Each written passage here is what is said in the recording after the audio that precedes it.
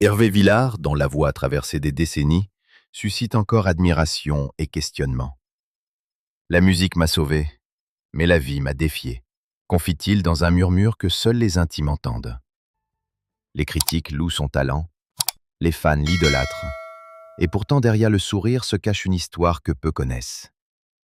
De ses premières années à Paris jusqu'aux cendres de ses amours tragiques, quel chemin a-t-il réellement parcouru?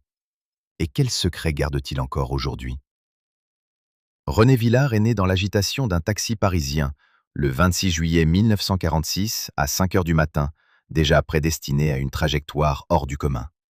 Orphelin de père corse qu'il ne connaîtra jamais et séparé de sa mère, une vendeuse de violettes accusée de dépendance, il fut confié au pensionnat Saint-Vincent-de-Paul, un lieu censé protéger mais qui, pour lui, se transforma en théâtre de cruauté. Les murs silencieux résonnaient des chuchotements des surveillants, des coups et des humiliations infligées à un enfant fragile, déjà confronté à l'abandon. Chaque tentative d'évasion, chaque regard échangé avec d'autres enfants en détresse, sculptait dans son esprit une détermination silencieuse à survivre, à ne jamais rester prisonnier de son destin imposé. La vie semblait n'offrir aucune échappatoire, jusqu'au jour où Cordier, un bienfaiteur au regard pénétrant et au cœur généreux, s'intéressa à ce garçon marqué par la misère et la solitude. L'année était 1962. Cordier, en le prenant sous son aile, ouvrit à René les portes d'un monde inconnu, celui des salons parisiens et des cercles artistiques. Pour la première fois, Villard sentit que le monde pouvait lui appartenir, qu'il n'était pas condamné à la survie, mais pouvait aspirer à la grandeur. Cordier devint plus qu'un tuteur, un père, un mentor, un guide dans un Paris qui, jusque-là, avait été impitoyable. Cette adoption transforma non seulement son quotidien, mais aussi son orientation artistique. Il commença à comprendre que la musique pouvait devenir sa voix, son exutoire, sa manière de raconter ce qu'aucun mot n'aurait pu traduire. Sous l'œil attentif de Cordier, le jeune René se familiarisa avec les classiques de la littérature et de la musique, nourrissant une sensibilité qui, plus tard, transparaîtrait dans ses chansons. Ses premiers succès scolaires furent discrets, mais révélateurs. Une aptitude naturelle pour l'éloquence et l'expression qui contrastait avec les silences imposés par son enfance. Il devint un adolescent à la fois fragile et résilient, conscient que chaque note, chaque mot qu'il prononçait, pouvait être une arme contre la douleur et le néant de son passé. À la Solette, où il passa une partie de sa jeunesse, il rencontra le père Antony Engrand, qui lui enseigna non seulement la musique, mais également la discipline et le respect des arts. Les heures passées à chanter dans la chapelle, à lire des poèmes et à composer de petits airs, marquèrent la naissance d'un artiste profondément attaché à l'émotion brute et à la sincérité. Les nuits d'insomnie, les promenades solitaires, les réflexions sur le monde cruel qui l'entourait, tout cela se mêlait pour créer un terreau fertile à la créativité et à la mélancolie, deux éléments qui deviendraient les fils conducteurs de sa carrière. Ce qui frappe dans cette période, c'est la manière dont la solitude et la violence, loin de briser René, firent émerger un observateur attentif, un jeune homme capable de percevoir les nuances les plus subtiles des émotions humaines. Il commença à comprendre la complexité de l'existence, à ressentir une curiosité presque obsessionnelle pour les histoires des autres, et surtout, à rêver d'un jour transformer sa douleur en beauté. Son enfance, marquée par l'absence et l'injustice, allait devenir la source d'une voix qui toucherait bientôt des millions de cœurs. Mais même au sommet de cette révélation artistique, le passé restait un fantôme.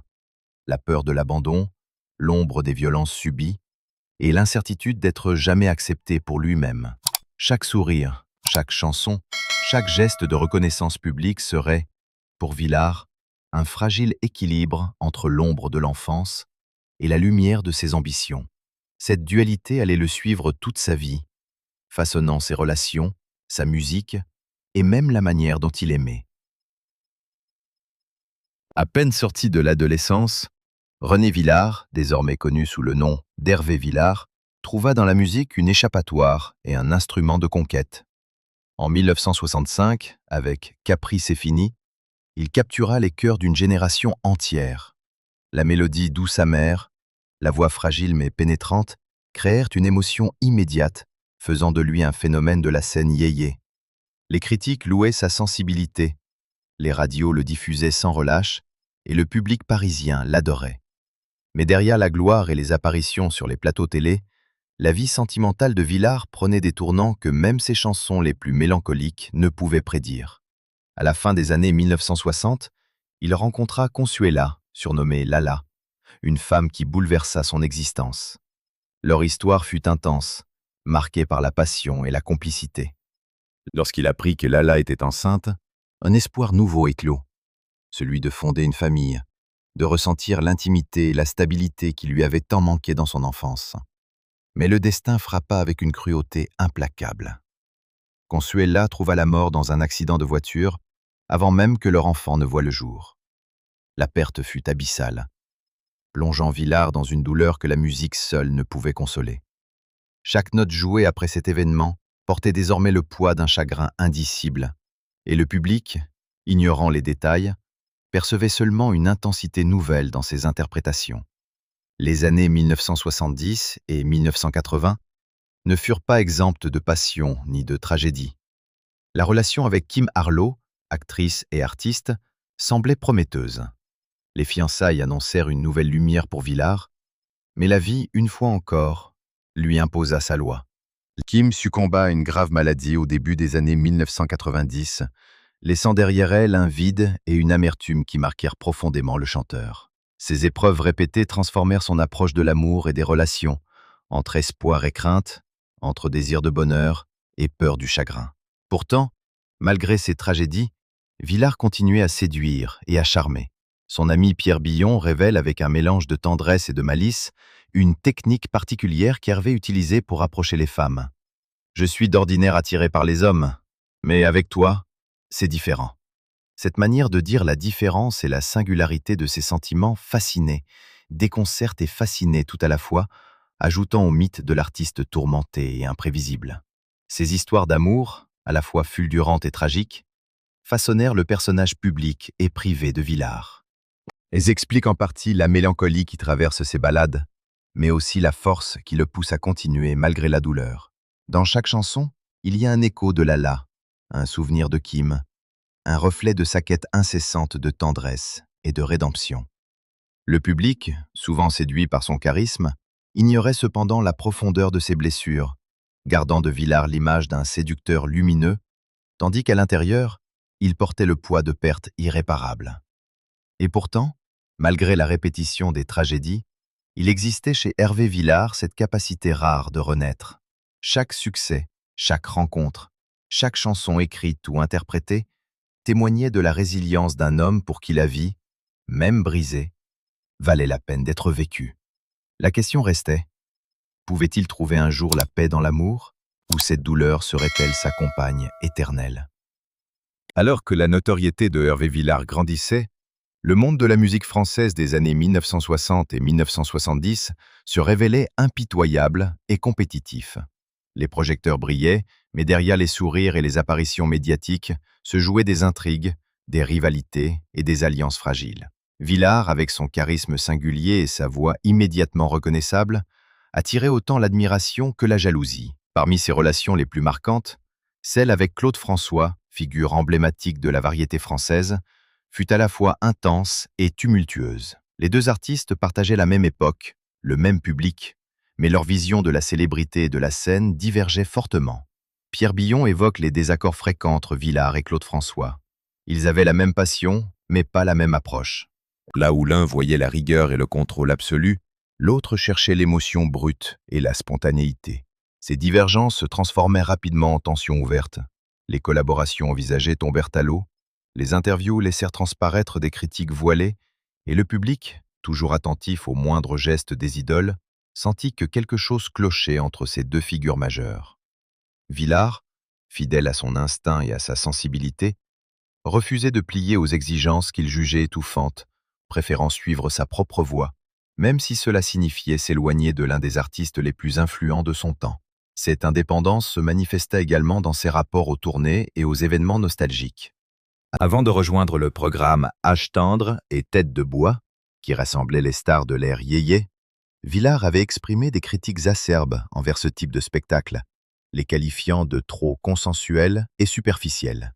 Cependant, à partir de 2010, il participa à plusieurs saisons consécutives, de 2010 à 2013, surprenant son public et créant un léger paradoxe dans son image.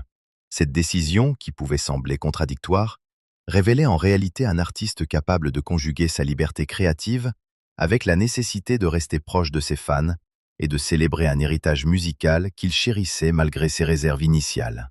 À travers ses expériences, Villard développa une approche subtile de la célébrité, un mélange de prudence, de stratégie et de sincérité artistique.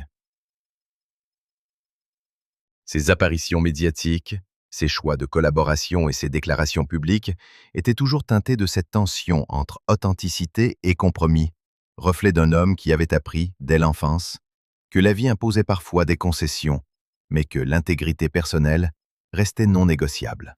Le public ignorait souvent la profondeur de ses luttes, ne voyant qu'un artiste accompli et charismatique.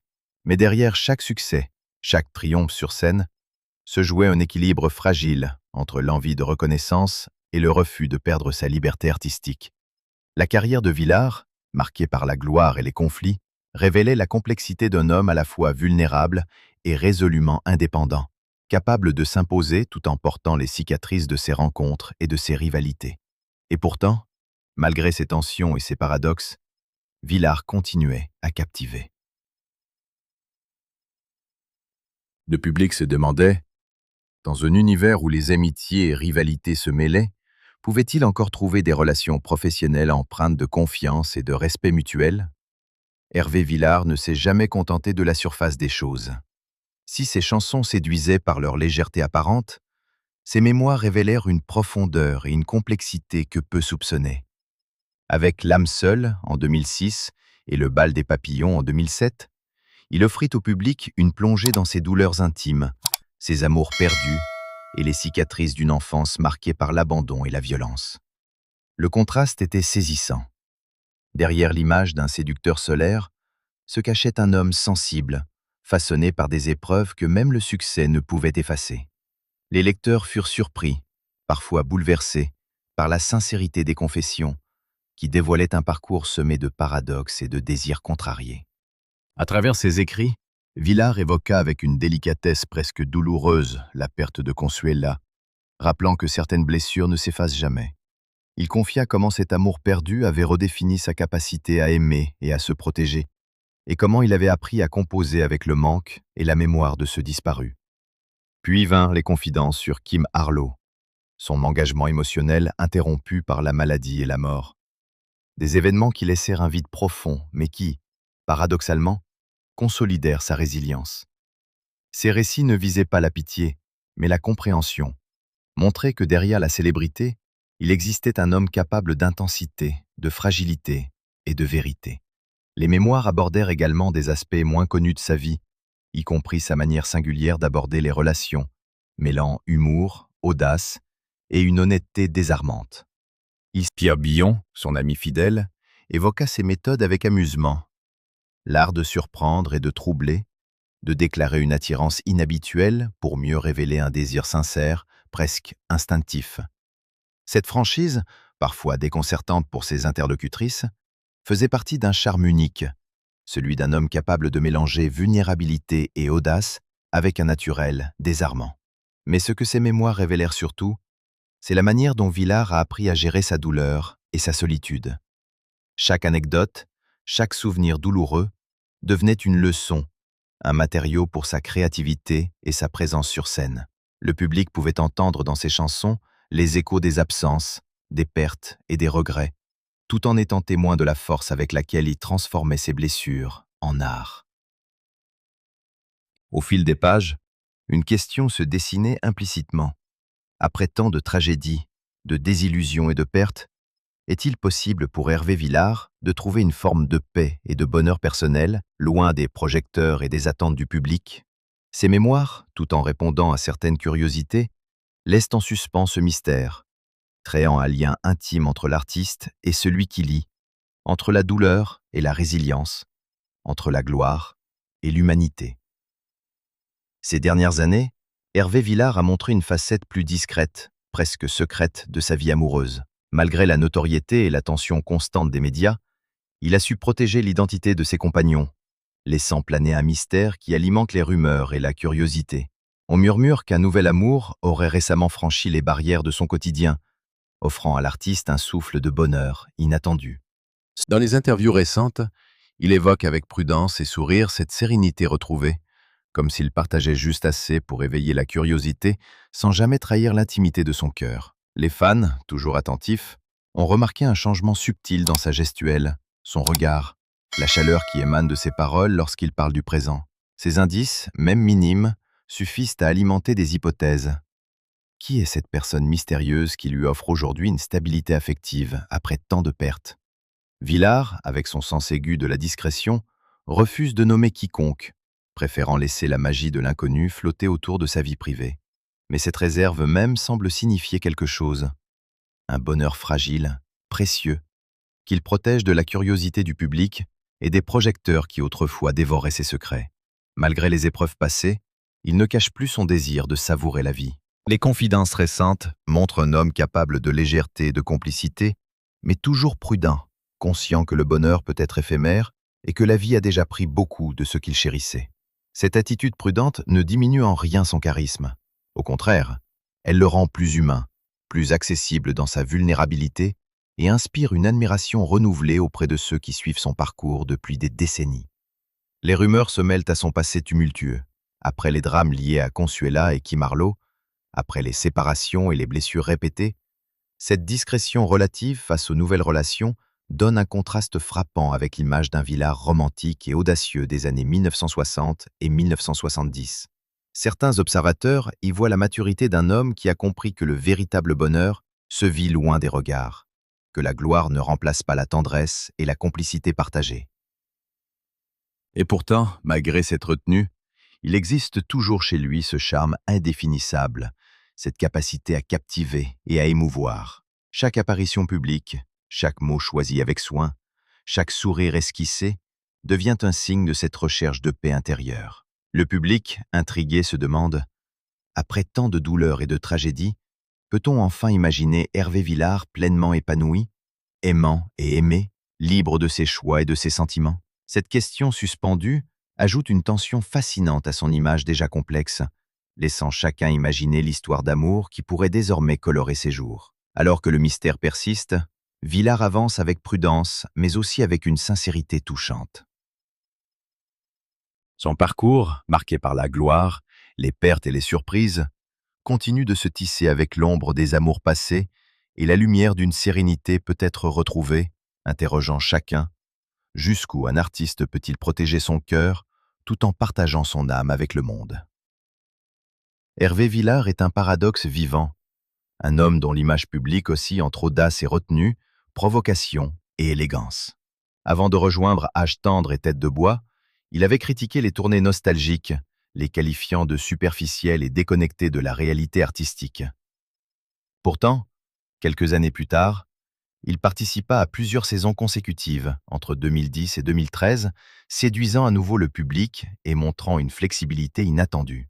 Cette contradiction ne reflète pas un changement d'opinion superficielle, mais plutôt la capacité de Villard à conjuguer ses convictions avec les exigences de sa carrière, un équilibre délicat entre liberté et pragmatisme.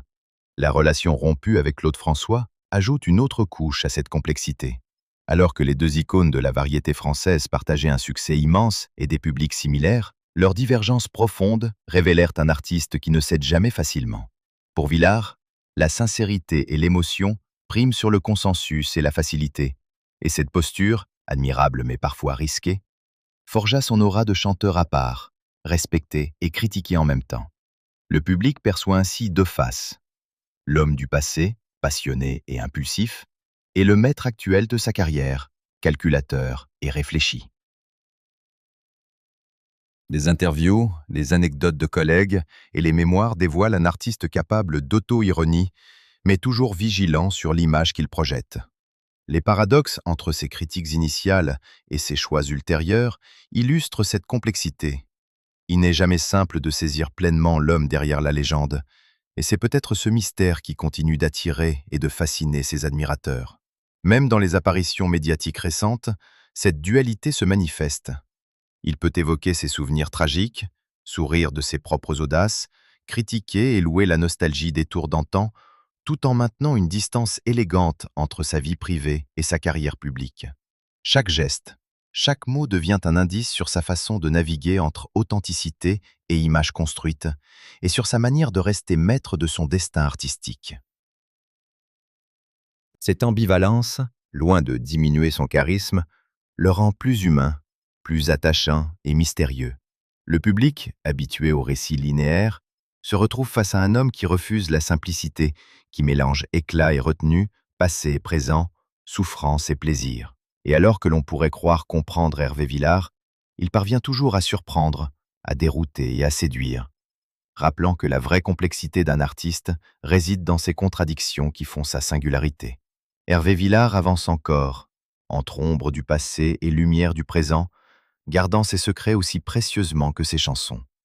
Le mystère de ses amours, la résilience face aux tragédies et les paradoxes de son parcours continuent de fasciner. Alors que la scène applaudit son nom, une question demeure. Après tant de pertes et de renaissances, pourra-t-il enfin goûter à un bonheur durable, loin des projecteurs, mais pleinement à lui?